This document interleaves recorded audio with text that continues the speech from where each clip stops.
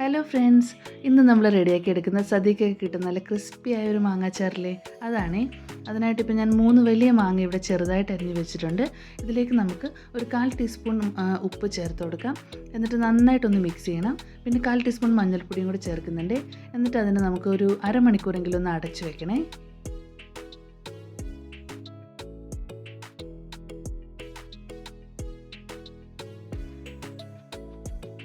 ഇതിപ്പോൾ ഒരു 4 ടീസ്പൂൺ ഉലുവയാണ് ഞാൻ എടുത്തിട്ടുള്ളത്. ഇതൊരു ചെറിയ തീയിൽ വെച്ചിട്ട് ഗോൾഡൻ കളർ ആവുന്നത് വരെ നന്നായിട്ടൊന്ന് ഫ്രൈ ചെയ്തെടുക്കണം. ഇത് ഫ്രൈ ചെയ്ത് കഴിഞ്ഞ ശേഷം നമ്മളത് തണുക്കാനായിട്ട് കുറച്ച് നേരം വെച്ചിട്ട് അതിൻ്റെ ഒരു മിക്സിയുടെ ജാറിലേക്ക് മാറ്റണം. എന്നിട്ട് നല്ല ഫൈനായിട്ട് പൊടിച്ചെടുക്കണേ. ഇതിലേക്ക് നമ്മൾ ഇനി ഷോപ്പിൽ കിട്ടുന്ന അച്ചാർ പൊടികളൊന്നും ചേർക്കുന്നില്ല കേട്ടോ. ഇതിന് കുറച്ച് സമയം അടച്ച് വെക്കണേ, അതിൻ്റെ സ്മെല്ല് പോവാതിരിക്കാനാണ്. അപ്പോൾ നമ്മളിപ്പോൾ ഒരു പാൻ ചൂടാക്കി എടുത്തിട്ടുണ്ട്. അതിലേക്ക് നല്ലെണ്ണയാണ് ഇപ്പോൾ ഞാൻ ചേർത്ത് കൊടുത്തിട്ടുള്ളത്. അച്ചാർ ഉണ്ടാക്കുമ്പോൾ എപ്പോഴും നല്ലെണ്ണയിൽ ഉണ്ടാക്കണേ, അപ്പോഴാണ് ഒരു പ്രത്യേക ടേസ്റ്റ്. ഇനി ഇതിലേക്ക് നമുക്കൊരു 1/4 ടീസ്പൂൺ കടുക് ചേർത്ത് കൊടുക്കാം. അതൊന്ന് പൊട്ടി വരുമ്പോൾ അതിലേക്ക് നമുക്ക് കുറച്ച് കറിവേപ്പില ചേർത്ത് കൊടുക്കാം.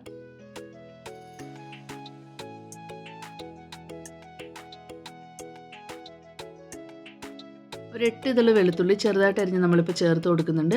പിന്നെ അതിലേക്ക് നമുക്ക് പച്ചമുളകാണ് ചേർത്ത് കൊടുക്കേണ്ടത്. അതൊരു 6 എണ്ണം ഞാൻ ചെറുതായിട്ട് അരിഞ്ഞ് ചേർക്കുന്നുണ്ട്. പിന്നെ മഞ്ഞൾപ്പൊടി ഒരു 1/4 ടീസ്പൂൺ, കാശ്മീരി മുളക് പൊടി ഒരു 3 ടീസ്പൂൺ, പിന്നെ നമ്മൾ നേരത്തെ വറുത്ത് പൊടിച്ച് വെച്ചിട്ടുള്ള ഉലുവയില്ലേ, അതൊരു 1/2 ടീസ്പൂൺ നമ്മൾ ഇതിലേക്ക് ചേർത്ത് കൊടുക്കുന്നുണ്ട്. പിന്നെ കായത്തിൻ്റെ പൊടിയാണ് ഇതിലേക്ക് ചേർക്കേണ്ടത്. അത് ഒരു 1/4 ടീസ്പൂൺ ചേർത്ത് കൊടുക്കണം. ഇതെല്ലാം ചേർക്കുമ്പോൾ ചെറിയ തീയിൽ വെച്ചിട്ട് വേണേൽ ചേർക്കാനായിട്ട്. അതിൻ്റെ പച്ചമണം മാറുന്നത് വരെ നന്നായിട്ടൊന്ന് മിക്സ് ചെയ്തെടുക്കണേ.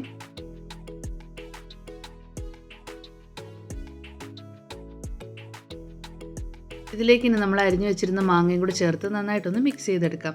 അപ്പോൾ മാങ്ങയിൽ മസാലയൊക്കെ എല്ലായിടത്തും ഒരുപോലെ എത്തിയെന്നൊന്ന് ഉറപ്പാക്കണേ. നല്ലോണം മിക്സ് ചെയ്ത് കൊടുക്കണേ.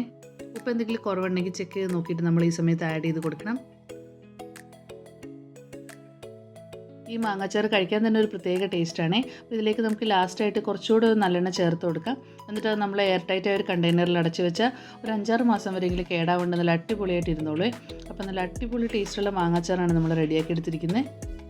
അപ്പോൾ നിങ്ങളെല്ലാവരും ട്രൈ ചെയ്ത് നോക്കണേ. അതുപോലെ നമ്മുടെ ചാനൽ സബ്സ്ക്രൈബ് ചെയ്യാൻ മറക്കല്ലേ. Thank you.